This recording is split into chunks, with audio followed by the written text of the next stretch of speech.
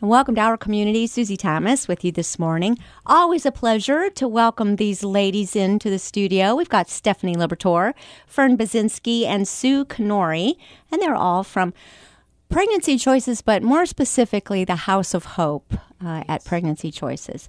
And Fern, I'm going to start with you because this was your dream from going back for how long? First of all, what is the House of Hope? What was it for? And how did this all get started?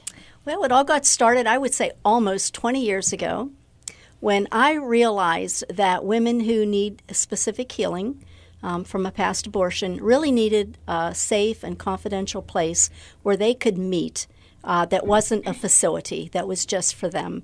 And so that was my dream, and that dream was realized in 2000 and...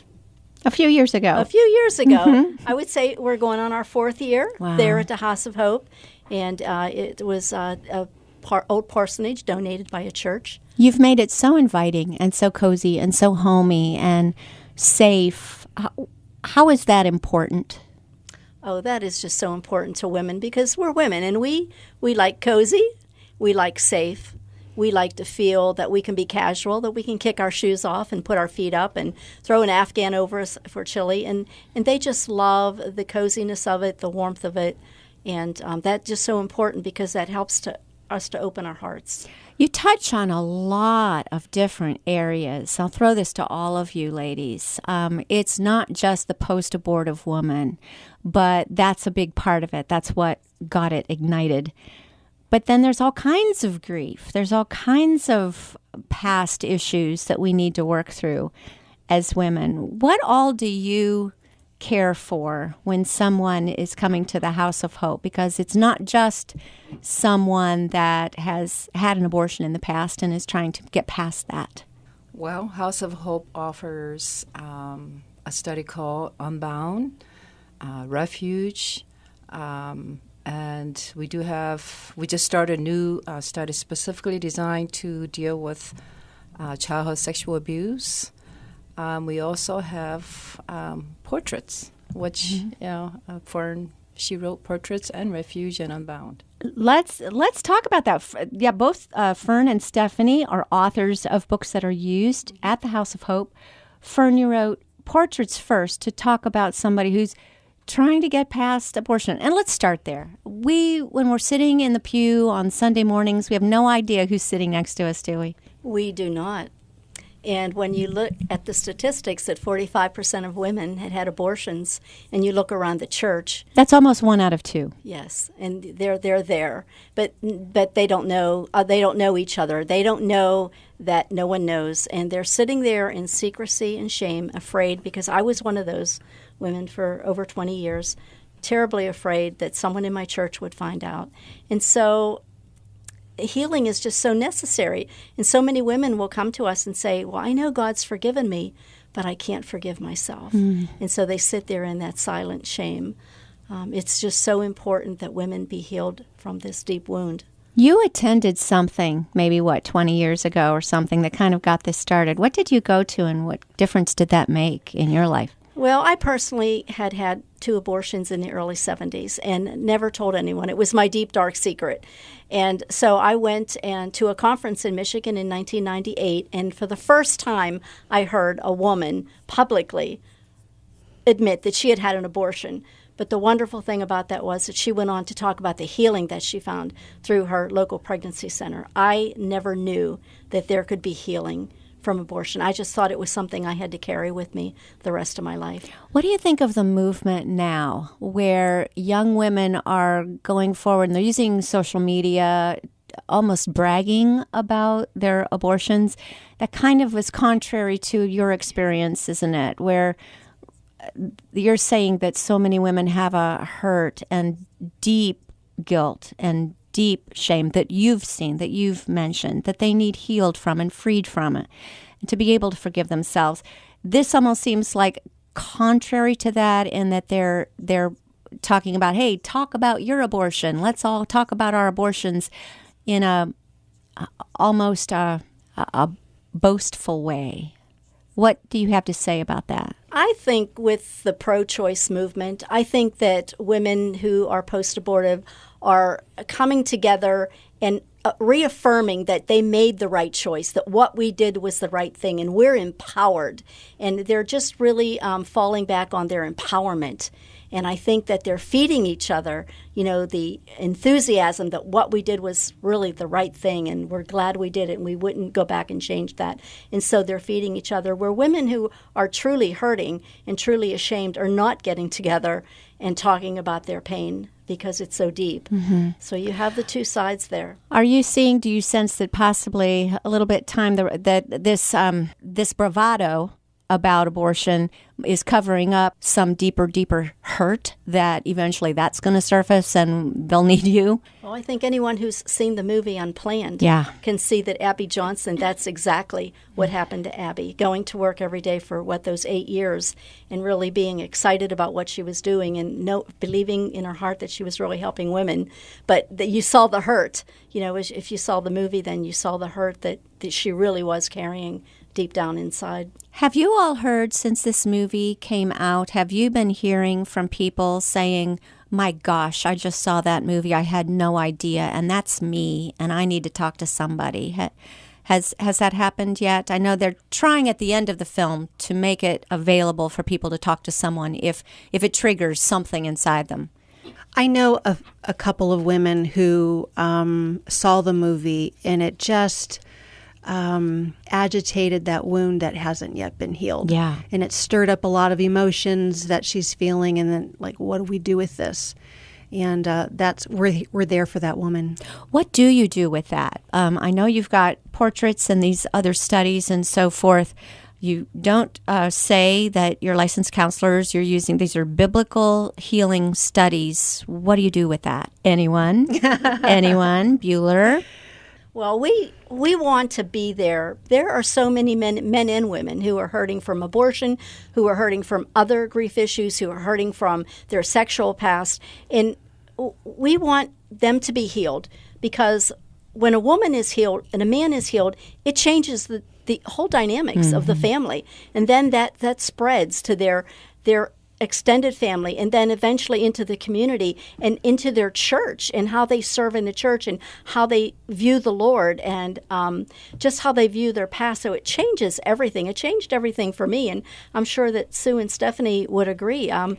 Let's peel that back a little bit further. The impact of healing on a woman in all of her relationships, once she experiences that true healing, and when you've experienced it, what impact does that have on other areas of her life? Oh, my goodness. The way she sees God definitely changes, because she changes from seeing him as somebody who is distant and far away and unconcerned about her, and can really open up her heart to realize that he's a loving father, a forgiving God, and that she's a daughter who's worthy and valuable and loved dearly. And that was Stephanie speaking, who's the author of Unbound. And now that's a bit of a different view of everything. You take a different perspective. What is Unbound addressing? Unbound works with a woman to help her heal from her sexual past. And this, you have found all kinds of wonderful healing taking place from this. Yes, you've had some great response to this. It's amazing. It's a work that only God could do. Mm-hmm.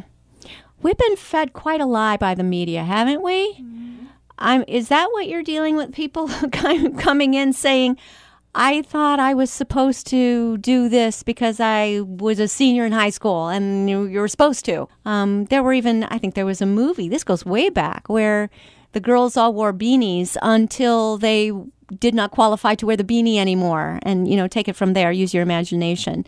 My goodness, we've been force-fed some kind of a lie for quite some time. Your reaction to my statement?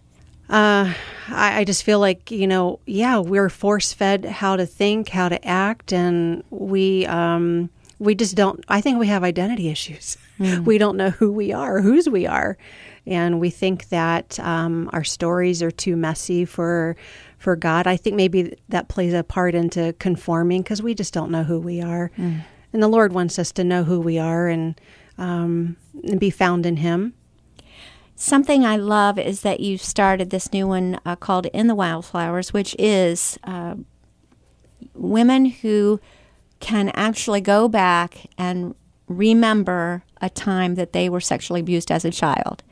And there's a support group now for women who have these memories, who might surface years and years later. It may have been pushed down, but now it's starting to come to the surface and they're remembering it. And this has got to be a really, really tough thing to address. Sue, do you work with these gals? Yes, and it is a very tough topic. However, it's very necessary.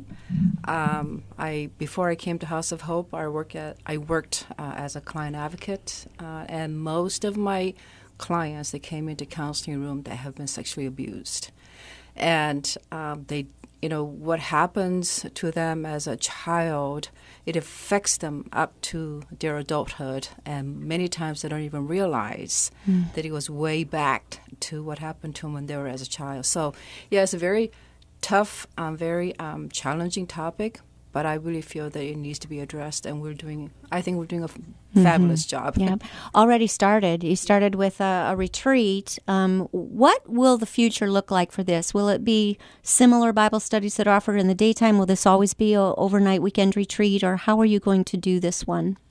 We are still working on that. We had 2 weekend retreats. Wow. Currently, we are experimenting with a weekly Bible study. So after this study, Stephanie and I were going to revisit and see which format works out the best. Wonderful. But you've already had people taking you up on the offer to offer this. Absolutely. Phew. Another one that you offer is Woven in Grace. And this is another tough topic, that when a person has an unplanned pregnancy and they know they cannot parent, they do not feel equipped to parent this baby, rather than have an abortion, decide to place the baby for adoption. A lot of women, and this is mind-boggling, but this is the mentality that I'm hearing, is that people say, oh, I could never, and they use the word give up, I could never give up my baby, I'm going to have an abortion. What? So I would rather not allow this baby to live at all, rather than live in a home other than my own, is basically what they're saying, but that's the mentality. Talk to me about Woven in Grace and being able to minister to people who choose to place their baby, to give life, give birth, and give this little baby a future. Talk to me about that. Yes. Well, what you said was something that we have heard multiple times at Pregnancy Choices. And the reality is that she doesn't think that that's a life. And she thinks also that it's going to be less painful to abort than it would be to place for adoption. I think that's where she's stuck. She doesn't think that it's going to hurt less. And nobody wants to hurt. You want to hurt less. And so this would be the lesser of two evils, I think she might be thinking.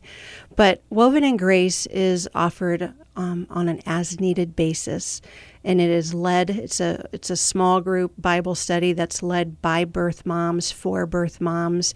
And it's so important when you're going through healing. Don't you want to know that somebody has been there? You're not alone. You're not alone. Just at the beginning of the show, Fern was talking about how she heard somebody's abortion story, but more importantly, it was the healing. Yeah. Because we can all rally around our pain, but we're victorious when we are united with our healing. Mm-hmm. And that's where I want to be connected, and I think most women want to be connected on that level. Absolutely. And just to know that there's somebody else that made that same decision. Right. And you can still, in this day and age, you can still have a relationship with that child, and a grandchild, and you just take it from there. It's remarkable. So we have covered Unbound, Portraits, Refuge, In the Wildflowers, Woven in Grace. These are the amazing ministries taking place at the House of Hope. We're going to be back with Stephanie, Fern, and Sue after these words. You're listening to Our Community.